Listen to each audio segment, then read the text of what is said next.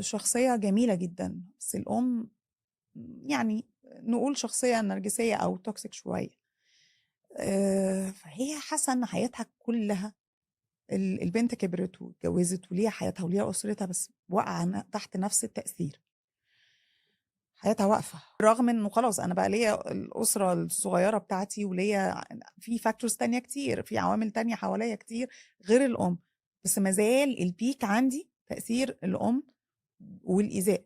المشكلة إن أنت في حاجة زي دي أنت واقف في line مع بِر الوالدين طبعًا، طبعًا. أنت مش عارف تعمل إيه. إمم. فلمّا بتدخل شوية بنب فعلًا أول استكشاف لدايرة الاهتمام والتأثير، أنا ما أقدرش أتحكم في سلوك الأم، إمم. بس أنا أقدر أتحكم في سلوكي أنا، صح. اللي بيعرّضني للأذى، صح. فاهم قصدي؟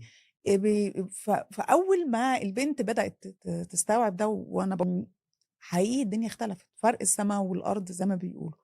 بقت قادرة تتعامل مع الأم بشكل كويس، بدأت تقنّن شوية الحدود، طبعًا ده بياخد صعوبة أوي الحدود تحديدًا، لكن بدأت تحس إنه في جانب في باب تقدر تفتحه، تتعامل منه بدون استقبال أذى، بتحافظ على نفسها وفي نفس الوقت بتبِر والدتها. حلو. حقيقي الcoaching هنا بيبقى سحر بقى، ييجي لك الfeedback إنه أنا حياتي اختلفت، quality الحياة نفسها اختلفت. إمم.